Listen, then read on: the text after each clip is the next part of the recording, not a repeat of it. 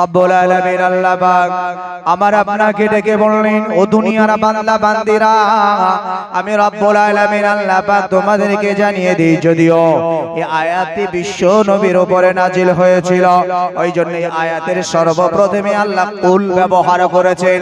আমার আপনার নবীকে লক্ষ্য করে বলা হলো, হে আমার হাবিব, ও আমার বন্ধু, ও আমার দোস্ত, আপনি আপনার উম্মত উম্মতিদেরকে জানিয়ে দেন, তাদের দুনিয়ার বিগত দুনিয়ার ভিতরে তাদের নিয়ামত হিসেবে আমি তাদের বাপ, তাদের মা, তাদের ভাই, তাদের বোন, তাদের জন্য আমি আল্লাহ অর্থ, আমি সর্ব খুশিকে আমি আল্লাহ আমার নিয়ামত হিসেবে দিয়েছি।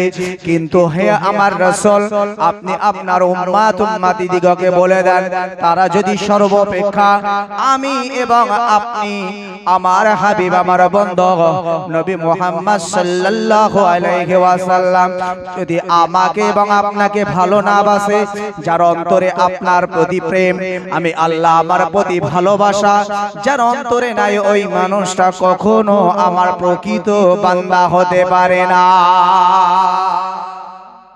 নাজাত পেতে গেলে প্রকৃত ভালোবাসা নবীর উপর এবং আল্লাহর উপরে রাখতে হবে।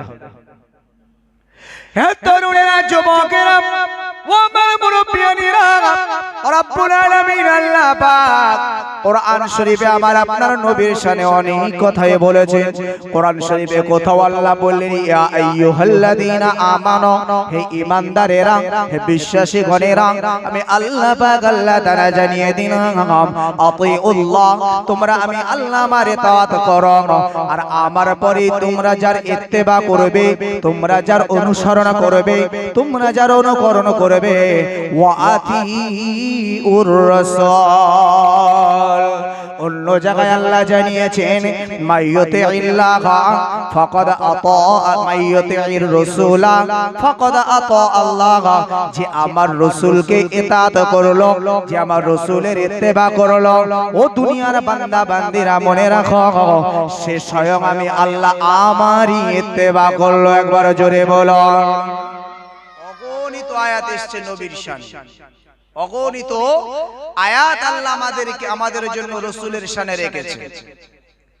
কোরআন শরীফে আল্লাহ অন্যত্র জানিয়েছেন, কুল, ও আমার হাবিব, ও আমার বন্ধু, নবীকে সম্বোধন করা হলো, হে আমার বন্ধু, আপনি বলে দেন, ইন কুনতুম তুহিব্বুনাল্লাহ, যদি কেউ আমি আল্লাহ আমার প্যার, আমার ভালোবাসা, আমার প্রেম নিতে চায়, ফাত্তাবিউনি, তারা যেন আপনার অনুকরণ করে নেয়, তারা যেন আপনার অনুসরণ করে নেয়, তারা যেন আপনার ভালোবাসা অর্জন করে। যদি তারা করতে পারে, আমি আল্লাহ পাক আল্লাহ তাআলা জানিয়ে দিলাম, ইউহিব্বুকুমুল্লাহ, আমি আল্লাহ অটোমেটিক তাদের ভালোবেসে ফেলব। ভাই আমার, দোস্ত আমার, আল্লাহর নবীর প্রতি ভালোবাসা আমাদের ঈমান, নবীর প্রতি ভালোবাসা আল্লাহর রিজাবান্দি, নবীর প্রতি ভালোবাসা আখিরাতের রাস্তাকে সুগম করা। কিন্তু রাসূলুল্লাহ আমরা যেভাবে ভালোবাসি, এই ভালোবাসাটা যদি আমরা নবীর সাহাবীদের থেকে বা আমরা বুজুর্গানে দ্বীনদের থেকে যদি আমরা শিক্ষা নেই, আমরা যদি সেই আমাদের ভালোবাসার বুজুর্গানে দ্বীন অথবা নবীর সাহাবীদের ভালোবাসার সাথে যদি আমাদের ভালোবাসা কম্পেয়ার করি, আমাদের ভালোবাসার কোনো মূল্য নাই। ভাই আমার, দোস্ত আমার, কেন নাই? চলুন এখানে প্রথমে আমরা রাসূলুল্লাহর একটা হাদিস জানি, তারপরে ইনশাআল্লাহ পরিষ্কার ভাবে আমরা আগের দিকে এগিয়ে যেতে পারবো। বিশ্ব নবী আমার হাদিস পাকে বলেছেন, ক্বালান নবী সাল্লাল্লাহু আলাইহি ওয়াসাল্লাম, লা ইউমিনু আহাদুকুম হাত্তা আকুনা আহাব্বা ইলাই মিন ওয়ালিদিহি ওয়া ওয়ালাদিহি ওয়ান নাসি আজমাইন, না, হে আমার উম্মত উম্মতিরা, মনে রাখো, তোমরা প্রকৃত মুমিন হতে পারো না যতক্ষণ পর্যন্ত তোমাদের বাপ, তোমাদের মা, তোমাদের বিবি, তোমাদের বাল বাচ্চা, তোমাদের ধন সম্পদ অপেক্ষা আমি রাসূলুল্লাহ আমার প্যার, আমার ভালোবাসা তোমাদের অন্তরকল্পে জাগ্রত না হবে, ততক্ষণ পর্যন্ত তোমরা প্রকৃত ঈমানদার মুমিন হতে পারো না। মুকাম্মাল মুমিন, মুকাম্মাল ঈমানদার হওয়া সম্ভব নয়। আপনি ঈমানদার, আপনি মুমিন হতে পারেন, কিন্তু মুকাম্মাল মানে তার পরিপূর্ণ। মুকাম্মাল মানে হলো পরিপূর্ণ। আপনি পরিপূর্ণ মুমিন হতে পারেন না যতক্ষণ পর্যন্ত পৃথিবীর সর্বকিছুকে আপনি অ্যাবাউট করে রাসূলুল্লাহর ভালোবাসা আপনার উপরে বেশি প্রাধান্য না দেন। হে তরুণেরা, ও যুবকেরা, হে আমার মুরব্বিয়ানেরা, এবার আমাদেরকে ভাবতে হবে পৃথিবীর আমাদের ধন সম্পদ, পৃথিবীর আমাদের অর্থবিত্ত, পৃথিবীর আমাদের বাপ মা, আমাদের সন্তান সন্ততি, সর্বকিছু অপেক্ষা আমরা কি রাসূলুল্লাহকে বেশি ভালোবাসতে পেরেছি? না ভাই আমার, দোস্ত আমার, আজকের মনে করুন রাসূলুল্লাহর এই স্টেজে বানানো হয়েছে, এই দিনে মাহফিল তৈরি করা হয়েছে। যুবক ভাইয়েরা একদিন দুই দিন নয়, মাসকে মাস একের পরে একের বাড়িতে ঘুরে ঘুরে ঘুরে ঘুরে এর অর্থ তাদের কালেকশন করতে হয়েছে। ভাই আমার, দোস্ত আমার, আমরা যদি অর্থকে বেশি প্রাধান্য না দিয়ে যদি রাসূলুল্লাহর ভালোবাসাকে বেশি প্রাধান্য দিতাম, আমার কমিটির যুবক ভাইদের এত মাসকে মাস ঘুরতে হতো না। কথা ঠিক না বল? একবার গেলেই আরে তুমি এত আমার বাড়ি ঘন ঘন আসছো কেন? রাসূলুল্লাহর মাহফিল হবে, রাসূলুল্লাহর মিম্বার হবে, যাও আমি তোমার ঘরে পৌঁছে দেব, মসজিদে বা তোমাদের কমিটির কাছে পৌঁছে দেব, টেনশন নিও না। টাকা দেওয়ার সময় কত লিখবো গো ভাই? বলছে আমার এবারের অবস্থা খুব একটা ভালো না, এক কাজ করে গতবারে 1000 টাকা দিয়েছিলাম, এবার 700 টাকা লেখ। বলছে তুমি 700 টাকা দিলে মানায়? হয় না, হয় না, এগুলো হয়। ভাই আমার, দোস্ত আমার, তার বাড়িতে একটা মেহমান এলে একদিনে মেহমানের খরচ 2000-3000 টাকা, 5000 টাকা খরচ। ও সময় ওর ঠিক আছে, তাহলে দুনিয়ার মেহমান, আত্মীয় স্বজন, আপনজন, তাদের বেশি প্রাধান্য দিল না জলসাকে বেশি প্রাধান্য দিল? আমি জাস্ট বোঝানোর জন্য আপনাকে বলছি, ভুল বুঝবেন না। হে তরুণেরা, যুবকেরা, হে আমার মুরব্বিয়ানেরা, পৃথিবীতে আমার আপনার বিবি বাল বাচ্চা রয়েছে, আমাদের যত আমাদের বাপ মা রয়েছে, তার সেই অপেক্ষা করে আমরা রাসূলুল্লাহকে ভালোবাসতে পেরেছি। এটা আপনি আপনার বিবেক দিয়ে আপনি বিবেচনা করুন। চলুন এবার আমরা যদি রাসূলুল্লাহ সাহাবী থেকে শিক্ষা নেই, বিশ্বনবীর প্রধান খলিফা হযরত আবু বকর সিদ্দিক রাদিয়াল্লাহু তাআলা আনহু হুজুরের কথা, বিশ্বনবীর প্রধান খলিফা আবু বকর এবং হযরত আবু বকর সিদ্দিক হুজুরের কলিজার টুকরা সন্তান তিনি হযরত আব্দুর রহমান। এই দুইজন বাবার বেটা কাবা শরীফে একদিন বসে বসে বসে বসে গল্প হচ্ছে। হে তরুণেরা, যুবকেরা, হযরত আব্দুর রহমান বিশ্ব নবীর প্রধান খলিফার সন্তান, বাপ বেটা কথা হচ্ছে। হে আমার আব্বা জান আবু বকর, হে নবীর খলিফা, হে নবী সাহাবী আবু বকর, বদরের যে সময় যুদ্ধ হয়েছিল ওই সময় আমি আব্দুর রহমান, আমি রাসূলের প্রতি ঈমানের কলেমা গ্রহণ করি নাই। বদরের যে সময় যুদ্ধ হয়েছিল, এই বদরের যুদ্ধে হযরতে আব্দুর রহমান আবু বকর হুজুরের সন্তান, তিনি তখন ঈমান আনেননি, তখন তিনি বেঈমান, তিনি তখন মুশরিকদের দলে, কুফফারদের দলে, আর বিশ্ব নবীর দলে হলেন আবু বকর। আবু বকর ঈমানদার আর ছেলে হলো মুশরিক। এই বদরের যুদ্ধে যখন ঘোষণা হলো, হযরত আবু বকরকে তার কলিজার টুকরা সন্তান কাবা ঘরের সম্মুখে গল্প করছে, হে আমার পিতা, হে আমার আব্বা জান আবু বকর, একবার বলুন যে সময় বদরের যুদ্ধে গিয়েছিলাম আপনি আর আমি, আপনি ছিলেন রাসূলুল্লাহর পক্ষে আর আমি ছিলাম আবু জাহেল, আবু লাহাব, উতবা, শাইবা তাদের পক্ষে।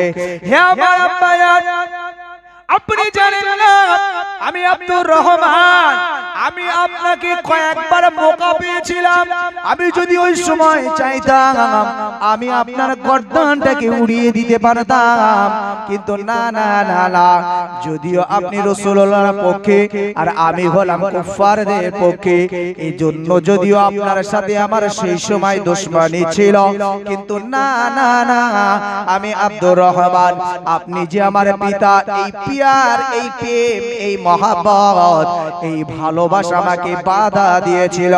হে আমার আব্বাজান আবু বকর, ওই বদরের যুদ্ধে আমি কয়েক মারতাবা আমি আপনার গর্দান ওড়ানোর সুযোগ পেয়েছিলাম, মুন্ডু ছেদ করার সময় সুযোগ পেয়েছিলাম, কিন্তু না না, আমি আব্দুর রহমান, আপনি যে আমার বাপ, আপনি যে আমার পিতা, এই মহাব্বতে আপনার মুন্ডু ছেদ করতে পারি না। এটাই স্বাভাবিক, বাপ বেটার সম্পর্ক তো এইরকম। কিন্তু এই হাদিসটাতে এসেছে যে তোমরা তোমাদের সন্তান, তোমাদের বাপ, তোমাদের মা, তোমাদের ভাই বোন, আপনজন সবকিছু অপেক্ষা রাসূলুল্লাহকে ভালোবাসতে হবে। হযরতে আবু বকরের সাথে আব্দুর রহমানের কথা হচ্ছে, কিন্তু নবী সাহাবী আবু বকর সন্তানকে জবাব কি দিচ্ছে শোনো। আমার কলিজার টুকরা সন্তান আব্দুর রহমান, আমি আবু বকর, আমি তোমাকে একটা বারো সুযোগ পাই নাই, তবে আমি তোমার পিতা আবু বকর জানাই শোনো, যদি আমি আবু বকর, যদিও রাসূলুল্লাহর পক্ষে তুমি ছিলে রাসূলুল্লাহর দুশমন হিসাবে, আবু জেহেল আবু লাহাব উতবা সাইবার পক্ষে আমি রাসূলুল্লাহকে এতটা প্যার করি, রাসূলুল্লাহকে এতটা ভালোবাসি। হে আব্দুর রহমান, শুনে রাখো, যদি আমি একটা মুহূর্ত সুযোগ পেতাম, আমি আবু বকর আমার তরবারি তোমার প্রতি প্রেম, তোমার প্রতি ভালোবাসা, আমার তরবারি না না না না, এই প্রেমকে এলাও না করে বরং আমি আবু বকর রাসূলুল্লাহর দুশমন হবার পরেও আমি আবু বকর, তুমি আমার কলিজার টুকরা, ফিরিবি তুই, আমি যে রাসূলুল্লাহকে ভালোবাসতাম, সেই রাসূলুল্লাহর তুমি দুশমনি করতে, এই কারণে আমি আবু বকর তোমাকে সুযোগ পেলে তুমি আমাকে কয়েক মারতাবা সুযোগ পাবার পরেও ছেড়ে দিয়েছো, আর আমি আবু বকর একটাবার যদি সুযোগ পেতাম রাসূলুল্লাহর খাতিরে, আমার কলিজার টুকরা সন্তান আব্দুর রহমান, আমি তোমার গলায় তরবারি চালাতে দ্বিধা করতাম না, আমি আবু বকর দ্বিধা করতাম না। রাসূলুল্লাহর যে প্রেম আমার ভিতরে রয়েছে, রাসূলুল্লাহর যে ভালোবাসা আমার ভিতরে আছে, আমি কখনোই রাসূলুল্লাহর প্রেম ভালোবাসায় রাসূলুল্লাহর দুশমনকে আমি কখনো ছেড়ে কথা বলতাম না, ছেড়ে দিতাম না। তোমার ভিতরে আমি বাপ, সেই পিয়ার ঢোকার কারণে তুমি দুশমন হবার পরও আমাকে মারো নাই, কিন্তু আমি আবু বকর যদি একটাবার সুযোগ পেতাম, একটাবার সুযোগ পেতাম। হে তরুণেরা, যুবকেরা, হে আমার মুরব্বিয়ানেরা, পিতার সাথে দেখুন আম্মা জান আয়েশা সিদ্দিকা রাদিয়াল্লাহু তাআলা আনহা, তানার আব্বা জান হযরতে বিশ্বনবীর আরেকজন স্ত্রী হযরতে উম্মে হাবিবা, যিনি হলেন নবীজির শ্বশুর হযরতে আবু সুফিয়ান, যদিও তিনি শেষ বয়সে ঈমান গ্রহণ করেছিলেন, কিন্তু বিশ্বনবীর বিবাহের সময় তার ঈমান ছিল না, তিনি ছিলেন কুফফারদের পক্ষে। এই উম্মে হাবিবা, এই উম্মে হাবিবা একদিন ঘরের ভিতরে আছে, এদের বিশ্বনবীর সাথে বিবাহ হওয়ার কারণে উভয়ের সম্পর্ক কিছুটা বিনষ্ট হয়েছিল, কিন্তু যিনি বাপ হন, না না না, কলিজার টুকরা সন্তানকে ভুলতে পারে না, কিন্তু উম্মে হাবিবাও এত জ্ঞানী মানুষ, এত বুদ্ধিমান মানুষ, ফিরিবে তিনি তিনারা বাপকে অ্যাবাউট করেছিলেন শুধুমাত্র কেবলমাত্র রাসূলুল্লাহর দুশমন হবার কারণে। উম্মে হাবিবা তিনি জানতেন আমার আব্বা আবু সুফিয়ান, যদিও তখন তিনি ঈমান আনেননি, পরে তিনি ঈমানদার। আবু সুফিয়ান তিনি আমার আব্বার, আমার স্বামী তথা বিশ্ব নবী, আল্লাহর নবী, তার চরম এবং পরম দুশমন। ওই জন্য তিনি তার আব্বার ঘরেও যেতেন। কিন্তু একটা দিন হলো উম্মে হাবিবা বর্ণনা করে, ও দুনিয়ার মানুষ শুনে রাখো, বিশ্বনবী জানিয়েছে নিজের বাপ, নিজের মা, নিজের ভাই, নিজের বোন, নিজের আপনজন সর্বাপেক্ষা রাসূলুল্লাহর ভালোবাসা যার অন্তরে নাই সে মুকাম্মাল মুমিন নয়, মুকাম্মাল ঈমানদার নয়। যেদিন থেকে আমি উম্মে হাবিবা জেনেছি ওই দিন থেকে আমার আব্বা জান আবু সুফিয়ান, যিনি কিনা বিশ্বনবীর দুশমন, আমি সেই আমার পিতা আবু সুফিয়ানকে আমি আর তাকে পিতা বলে সম্মান জানাই নাই। একদিন আবু সুফিয়ান তেনার মনে পড়েছে অনেক দিন হয়ে গেল আমার বেটি উম্মে হাবিবা আমার কলিজার টুকরা সন্তান মুহাম্মাদের স্ত্রী হবার কারণে, যদিও মুহাম্মদ আমার দুশমন, ফিরবি উম্মে হাবিবা সেও ঈমান এনেছেন, সেও তো আমার দুশমন, তবু আমি আবু সুফিয়ান সে যে আমার কলিজার টুকরা। হে তরুণেরা, যুবকেরা, দুনিয়ার বাপ মা যারা হয়, এই বাপ মায়ের অন্তরে আমার আল্লাহ সন্তানের জন্য এত দয়া এত মায়া দেন, যে দয়া যে মায়া অপরসীম। ভাই আমার, দোস্ত আমার, বাপকে যদি গলা ধাক্কা দিও ঘর থেকে সন্তান পার করে দেয়, মাকেও যদি গলা ধরে ঘর থেকে পার করে দেয়, রাস্তায় এসে কোথায় যাবে কি করবে কোনো ঠিকানা তার জানা নাই, তারপরও ওই বাপ মা কিন্তু সন্তানের জন্য বদদোয়া করে না। কথা ঠিক না বল? আর ছেলের সাথে বাপের একটু রাগারাগি হয়েছে, বাপ হয়তো ছেলেকে লম্বা চওড়া দুটো কথা বলেছে, মা লম্বা চওড়া দুটো কথা বলেছে, ছেলে ঘরের বাইরে এসে বাপের নামে বদদোয়া মায়ের নামে বদদোয়া, তোমাদের মরণ হয় না, তোমরা তাড়াতাড়ি মরলে আমি একটু বেঁচে যেতাম, ভুল বুঝবেন না। আসলে হে যুবকেরা, হে জওয়ানেরা, আমরা জানি না আজ আমাদের ঘরে সন্তান হয়েছে, এই সন্তানকে আমি আমার স্ত্রী দুইজন উভয়ে মিলে বাপ মা হয়ে ওই সন্তানকে কিভাবে আমরা লালন পালন করে, কি স্নেহ সন্তানের প্রতি, কি ভালোবাসা সন্তানের প্রতি, কি পিয়ার সন্তানের প্রতি। তাই আমার দোস্ত আমার, রাতের বেলা ছোট্ট বাচ্চা কথা বলতে পারে না, তার ওই দুগ্ধপোষ্য শিশু যার এখনো মুখে ভাষা ফুটে নাই, এই ছোট্ট বাচ্চা রাতের বেলা কান্না শুরু করেছে, হয়তো পেটের ভিতরে যন্ত্রণা, অন্যান্য কোন শরীরের অসুস্থতা। ভাই আমার, দোস্ত আমার, মার বাপ দুইজনের সারা রাত ঘুম হয় না। মা আল্লাহর কাছে দুটি হাত তুলে বলতে থাকে, হে আমার রব, হে আমার মালিক খালিক আল্লাহ, আমার সন্তান সে কথা বলতে পারে না আল্লাহ, শিশু বাচ্চা আমি মা যদি আমার সন্তানের প্রতি এই কষ্ট না দিয়ে যদি আমি মা আমাকে দিতেন, আমি সয়ে নিতাম। আল্লাহ, আপনি আমার উপরে যত আযাব, যত গজব, যত বিপদ, যত মুসিবত তুমি আমাকে দাও, আমার সন্তানকে দিও না। কথা ঠিক না বল? আমার সন্তানকে আল্লাহ দিও না।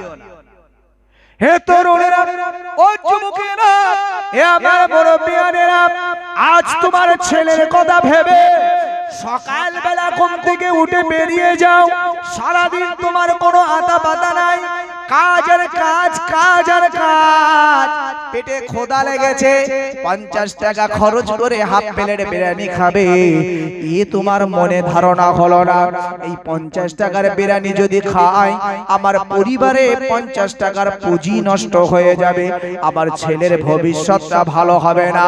ভাই আমার, দোস্ত আমার, তুমি বাপ, তোমার মাথায় কত চিন্তা, যদি একটু হিসাব করে চলতে পারে আমার সন্তানদের জন্য আমি হয়তো কিছু করে দিয়ে যেতে পারব।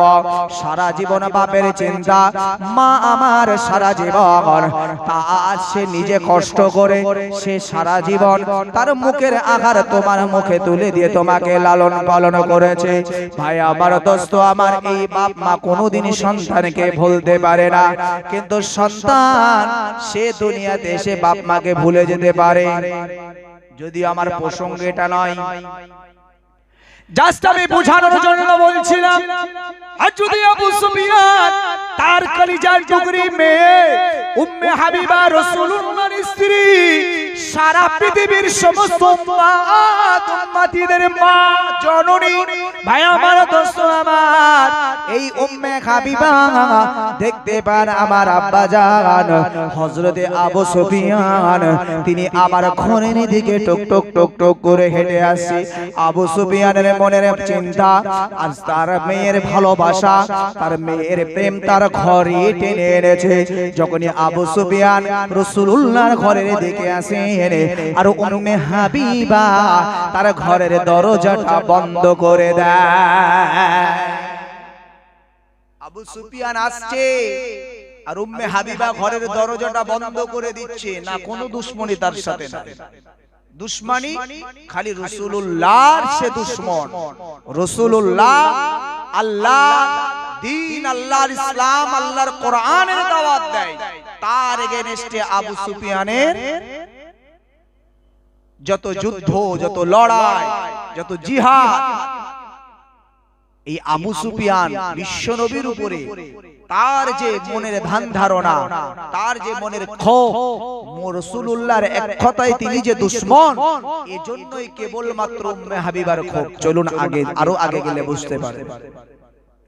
আর যদি আবু সুফিয়ান বলেন ও দুনিয়ার মুসলমানেরা আমি আবু সুফিয়ানের পিছিয়ে এলাম না, আমি বুঝতে পেরেছি উম্মে হাবিবা আমার সাথে দেখা করতে চাই না, উম্মে হাবিবা আমার সাথে কথা বলতে চাই না, কিন্তু আমি যে তার বাপ আমার মেয়ে আমার উপরে রাগ করতে পারে আমার উপরে ক্ষোভ করতে পারে, আমি যে বেটা সেই রাগ সেই ক্ষোভ আমি উপেক্ষা করে আমার ভালোবাসা উম্মে হাবিবার দরজায় দাঁড় করালো।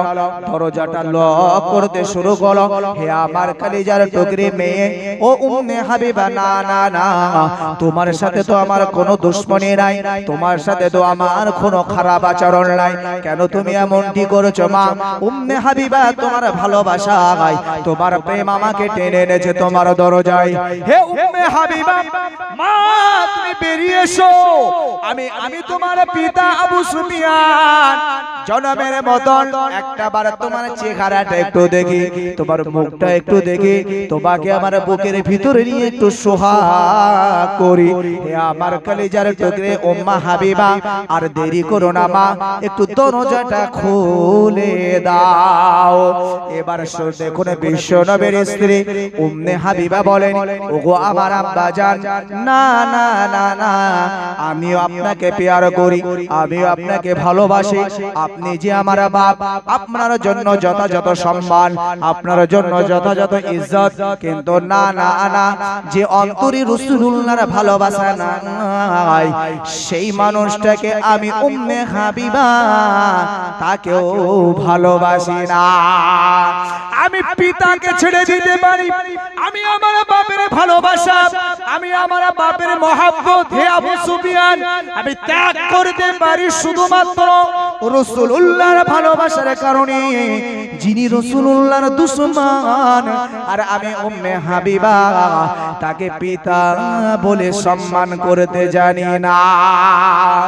যদি আপনি ইমানদার হতেন, যদি আপনি রাসূলুল্লাহর ভালোবাসার মানুষ হতেন, আমি উম্মে হাবিবা আপনাকে স্বাগতম জানাতাম, ওয়েলকাম জানাতাম, পিতার সম্মানে আপনাকে কোলে উঠিয়ে নিতাম। শুধুমাত্র রাসূলুল্লাহর ভালোবাসা রাসূলুল্লাহর প্রেম আপনার ভিতরে নাই, রাসূলুল্লাহর দুশমন আপনি, যে অন্তরে রাসূলুল্লাহর ভালোবাসাকে বেশি প্রাধান্য দেয় আর সেই অন্তর সেই মন সেই ব্যক্তি কখনো রাসূলুল্লাহর দুশমনকে ভালোবাসতে পারে না। এখানে বাপকেও মেয়ে ত্যাগ করলেন, বাপকেও মেয়ে ত্যাগ করলেন। হে তরুণেরা ও যুবকেরা হে আমার মুরব্বিয়ানেরা, হযরত উমর ফারুক রাদিয়াল্লাহু তাআলা আনহুর কাছে বিশ্বনবী প্রশ্ন করলেন হে উমর ফারুক, হে উমর ফারুক একবার বলো বলো তুমি আমাকে কি ভালোবাসো? ইয়া রাসূলুল্লাহ ইয়া হাবিবাল্লাহ আমি অবশ্যই আপনাকে ভালোবাসি, আমি আপনাকে প্যার করি। যখন উমর ফারুক বললেন বিশ্বনবী আমার আবার উমর ফারুককে জিজ্ঞাসা করলেন ওমর আর আমি রাসূলুল্লাহ জানতে চাই তুমি আমাকে কতটা প্যার করো, কতটা ভালোবাসো, কতটা মহব্বত করো। ওমর ফারুক বললেন, ইয়া রাসূলুল্লাহ, ইয়া হাবিবাল্লাহ, হুজুর, দুনিয়ার ধন সম্পদ অপেক্ষা আমি আপনাকে বেশি ভালোবাসি। এমন সময় বিশ্বনবী আমার আবার জিজ্ঞাসা করলেন, ওমর, তুমি আমাকে কতটা প্যার করো, তুমি আমাকে কতটা ভালোবাসো? ওই সময় হযরতে ওমর ফারুক আবার বললেন, হে ইয়া রাসূলুল্লাহ, ইয়া হাবিবাল্লাহ, হুজুর, আমার বিবি, আমার বাল বাচ্চা, আমার ধন সম্পদ অপেক্ষা আমি আপনাকে বেশি ভালোবাসি। বিশ্বনবী আমার জিজ্ঞাসা করলেন, হে ওমর, বলো বলো তুমি আর কতটা আমাকে ভালোবাসো? ওমর ফারুক হুজুর বুঝতে পেরেছেন আসলে আমার ধন সম্পদ, আমার বিবি বাল বাচ্চা অপেক্ষা খালি প্রকৃত রাসূলুল্লাহর ভালোবাসা অর্জন করা যায় না। ওমর ফারুক বললেন, ইয়া রাসূলুল্লাহ, ইয়া হাবিবাল্লাহ, হুজুর, আমি আমার বিবি, আমার ধন সম্পদ, আমার বাল বাচ্চা, আমার পিতা মাতা, খালি তাই নয়, আমি ওমর ফারুক আমার জান অপেক্ষা, আমার প্রাণ অপেক্ষা আপনাকে বেশি ভালোবাসি। বিশ্বনবী আমার বললেন, হে উমর, যদি এই ভালোবাসা, এই মহব্বত নিয়ে যদি তুমি দুনিয়া ত্যাগ করতে পারো, আমি রাসূলুল্লাহ জানিয়ে দেই তুমি হবে জান্নাতি। যে রাসূলুল্লাহর ভালোবাসা, রাসূলুল্লাহর প্যার, রাসূলুল্লাহর মহব্বত যদি তার ধন সম্পদ, তার বিবি বাল বাচ্চা, নিজের জান অপেক্ষা যদি কেউ ভালোবাসতে পারে, রাসূলুল্লাহ সার্টিফিকেট দিলেন ওই মানুষটা জান্নাতি। একবার জোরে বলুন সুবহানাল্লাহ। হে তরুণেরা, যুবকেরা, যদি আমার আজকের আলোচ্য বিষয় হলো খালি ভালোবাসা, আপনাকে কম্পেয়ার করতে হবে। আজ আমি আপনি রাসূলুল্লাহকে ভালোবাসি, করি না এই কথা বলবো না আমি, সবাই আমরা রাসূলুল্লাহকে ভালোবাসি।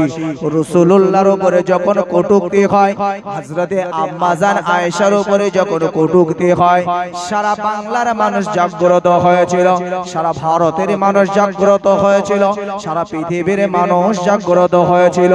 আসলে এদের ভিতরে রাসূলুল্লাহর ভালোবাসা আছে, কিন্তু আমি বলেছি কম্পেয়ার করতে হবে রাসূলুল্লাহর অরিজিনাল যে ভালোবাসা, যেটি হলো রাসূলুল্লাহর ভালোবেসেছেন নবী সাহাবীরা।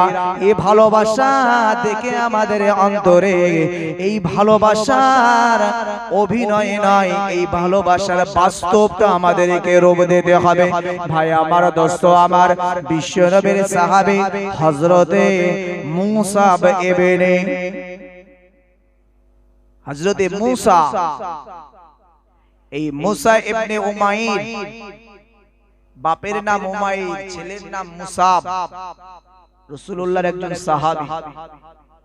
বিশ্বনবী তিনি যখন কাবা ঘরের ওখানে বসে বসে, ভাই আপনারা গেটের ওখানে দাঁড়াবেন, এটা আমাদের ডিস্টার্ব হয়। যদি মনে হয় বসার বসুন, নালে বাইরে চলে যান, কারণ রাগ করবেন না ভাই, এগুলো মজলিসের খারাপ হয়। আপনারা আসবেন, উকি ঝুঁকি মেরে চলে যাবেন, আর আমি বারবার আপনাদের দিকে তাকাবো না। যদি জলসা শোনার মতন মন মানসিকতা হয়, ভিতরে